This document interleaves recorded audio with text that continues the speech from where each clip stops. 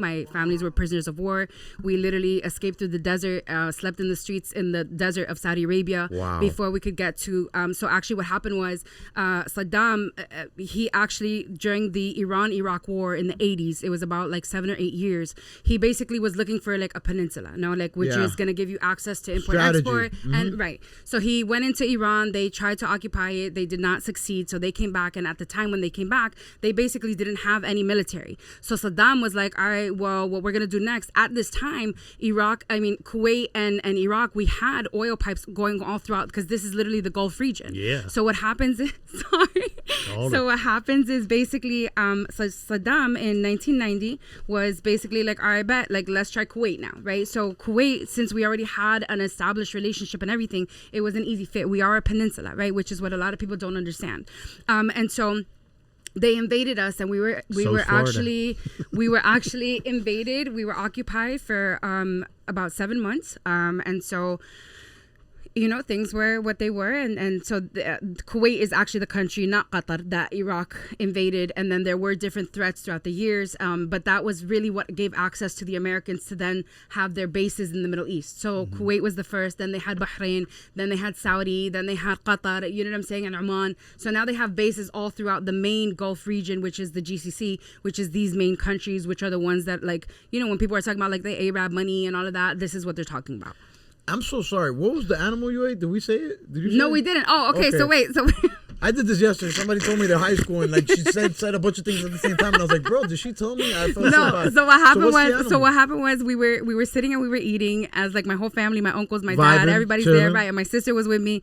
And so they bring out these things that were like little meatballs, right? So my sister, she goes and she was like, I'll try it if you try it. And I was like, I'm not gonna do it, right? So she's like, okay, fine, I'll do it. So she goes to eat it, right? And she gives me this face, and she's like, oh my God, this is so good. And I'm like, stop it, right? Because I'm like, bitch, we gonna eat, you know what I'm saying? So I go and I grab it and I eat it, and it was the most outrageously disgusting thing I've ever eaten. So as soon as I eat it, she spit it out, and she's like, God, you took so long to eat it, and it was killing me. So she spits it out, and then my dad and my uncle both start laughing, and we're like, why are y'all laughing? And it turns out that it was sheep balls. Oh, testicles, Yeah, and I was like, all right, cool. And so I looked at my so I look at my sister, and I was like, joke's on you too, bitch. Like, you fucked up on this one too, because that was the last thing any of us thought we was about to be. No, but she's a gangster though, because she's like, if I'm gonna suffer, you're gonna suffer too. She really tried, and she was like, you took so long to eat it, and I was like, like I wasn't sure. Yeah, you got them rednecks that love the bull balls, But that shout out your sister.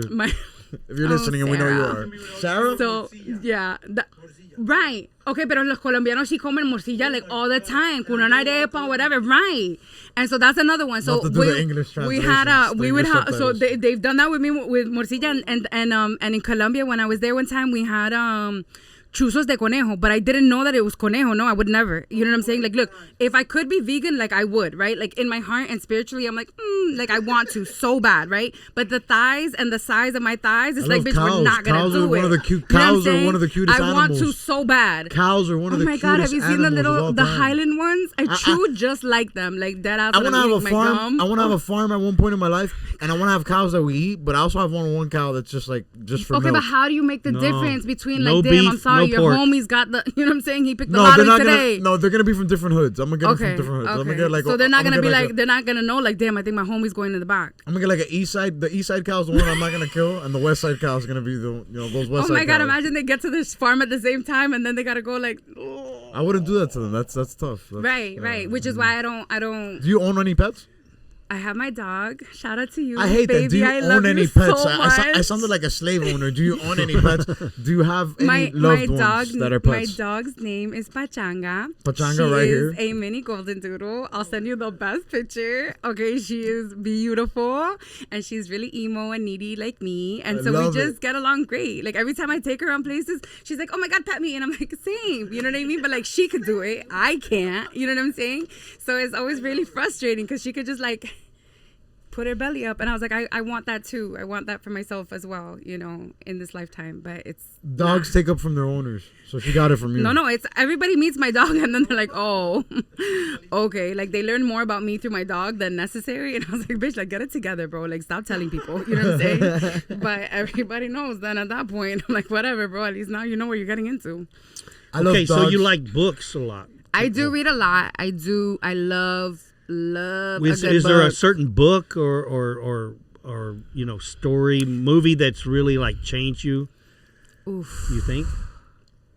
She loves it. I could answer for her right quick because she mentions movies a lot. She said in one of the YouTube clips I seen, she was like, you know, all these characters you see that I know she's very into. So I wish I would have been there when you were creeping on my thing because I really want to know what it was that you were seeing. I mean, okay, but it's like a YouTube video. Like I know, but creeping and watching is like so synonymous. let's talk about the YouTube channel right quick. Is there anything that changed you? A book though, that changed your life, that really made me, a perspective different. I honestly, I don't know. You could just pick one. Doesn't have to be a lot. They're really because there's I'm not, my brain does not work well with black and whites, but it also does simultaneously in certain aspects. So like there's parts of me that have been changed by things that I have read, but maybe in the sense of like being more open to a certain type of people or, you know, exploring spirituality. So like I would have a favorite. You know, I know, but I don't know how to surface. That's an issue. You know what I'm saying? Like even with my patients, I'm like, guys, I'm sorry. It's just who I am. You know what I mean? Like I want to be able to like tweet it in 150 characters too, but I can't. I'm gonna send the 40 tweets. Well, you have a whole podcast. I know. Okay, guys. So welcome to my podcast. This is the Hannah cast. Right. Here are my guests. Hannah. Here are my guests for today. Today we have. I'm just kidding, guys. It's me. I'm the kidding. guest. We're not kidding. I said it. Oh my Today's your day. God! Tell me about you, about your guns and like your shirt and my like how guns. does it. Speaking of guns, you went to a gun show. Give them a quick synopsis on the gun show. I did.